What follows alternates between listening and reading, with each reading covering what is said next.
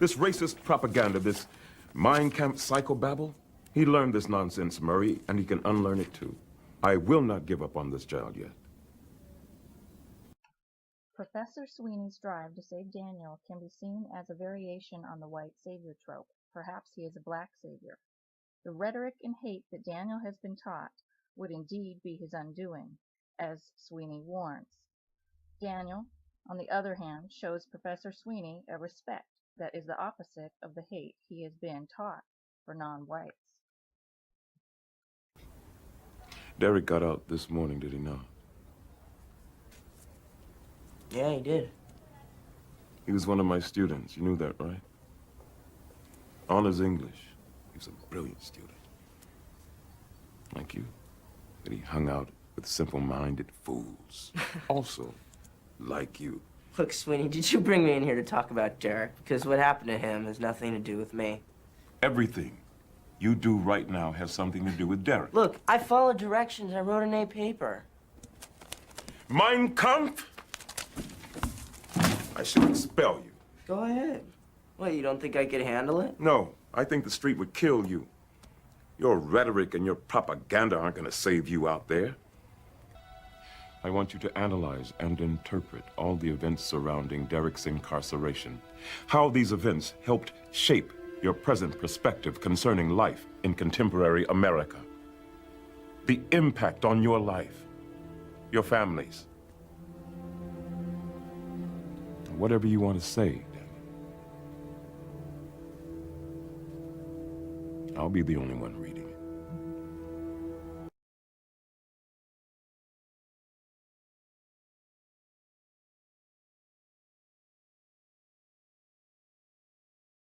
That's why Derek started the DOC.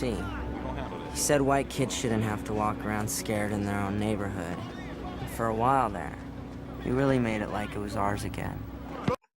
The very fact that this scene is shot in black and white gives the viewers the sense that the story is as simple as black and white, or perhaps, as Derek states, that the basketball game is black versus white.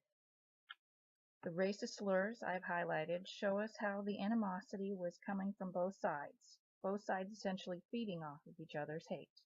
Over here. This one's for you, boy. Stop that. Yeah, boy, motherfucker, huh? Lucky motherfucker, I'm through monkeying around with your fucking ass. Pale, pasty, pastrami eating cracker, motherfucker. $100 say I make you my bitch. Hear that?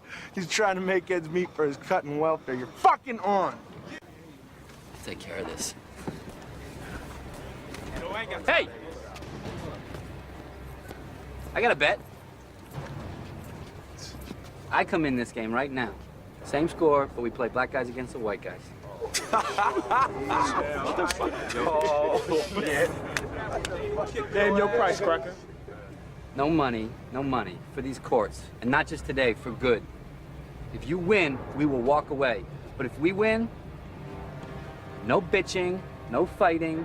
Right here in front of everybody. You pack up your shit and get your black asses out of here. Hey, man, fuck that. Take this back. Let's get this shit on. 8-6, our ball.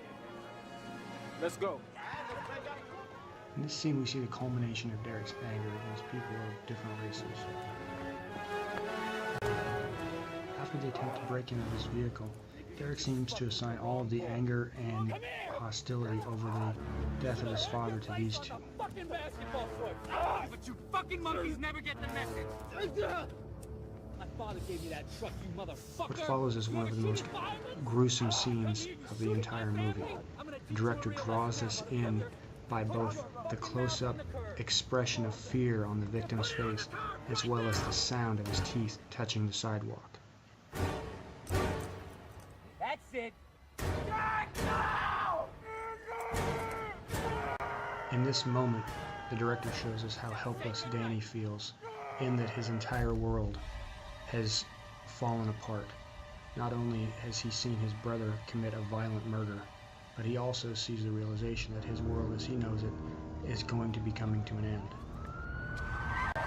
When police first arrive on the scene, Derek seems to have a very real sense that what he has done is the correct thing, and he has no regrets in his actions, as he sees it, he has quite literally avenged the death of his father and stopped the crime from happening to his family.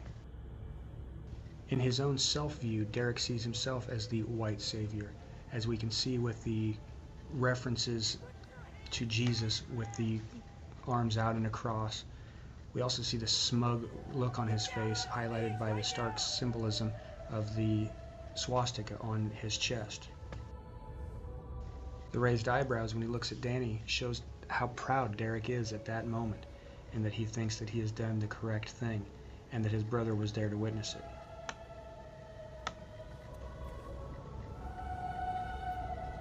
However, once the handcuffs touch Derek's wrists, his mood changes. At this point, the reality of what has and will happen seems to be sinking in with Derek. During the end of this scene, it is no coincidence that the officer who picks Derek up covers the swastika on his chest. This shows that all of the symbolism that Derek and Danny have put their faith into can all be taken away, and they will be left to deal with the consequences of their actions. In these two scenes that I'm going to discuss, the filmmaker chooses to use black and white.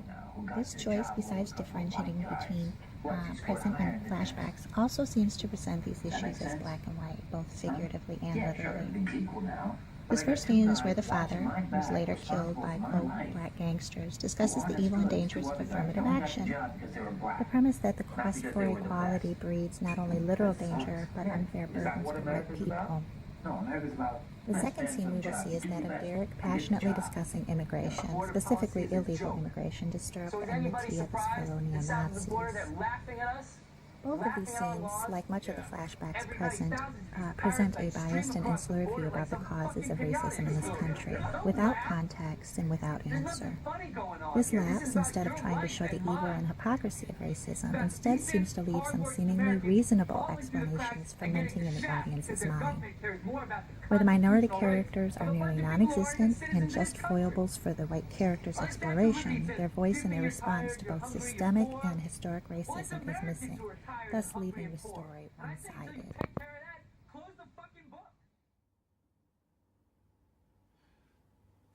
Man, what the hell are you doing here anyway? Well, I came to talk about Danny, but we don't have to do that right now. I brought you some books. Well, what about him? You know, don't keep me in suspense. He's headed right where you are. Oh, man. You know what? My mother already laid this trip on me, man. Danny's not my responsibility, you know? What do you expect me to do with that? It doesn't help me. Am I supposed to feel guilty? I didn't want you to do anything. I need to know the truth about how you feel. Well, what, do you think I want him in here? I mean, I don't know. I don't know what I feel. I'm all... I feel a little inside out. You know, I don't know. There's some things that don't fit. Well, that happens. Look, Derek, you're too damn smart to be floating around here pretending you don't see all the holes in this bullshit. Hey, listen, you know what? I said I was confused. I didn't say I didn't believe in it. All right, that's why you have to stay open. Right now, your anger is consuming you. Your anger is shutting down the brain God gave you. God, you know, man, you've been talking about what's going on in me since I was in high school. How the fuck do you know so much about what's going on inside me? No, I know about me. I know about this place. I know about the place you are in. What do you know about the place I'm in? There was a moment when I used to blame everything and everyone for all the pain and suffering and vile things that happened to me, that I saw happen to my people. I used to blame everybody, blame white people, blame society, blame God. I didn't get no answers because I was asking the wrong questions. You have to ask the right questions. Like what? Has anything you've done made your life better?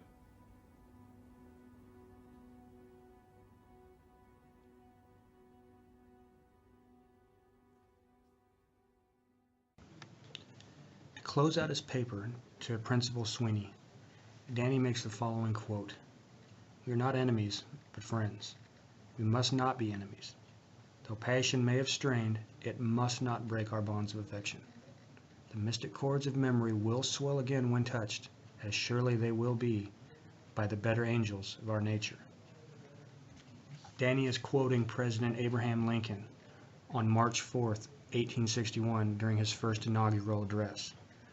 This quote proves to be both prophetic from Lincoln's standpoint as well as it was from Danny's standpoint. This concludes our video. Thank you for watching.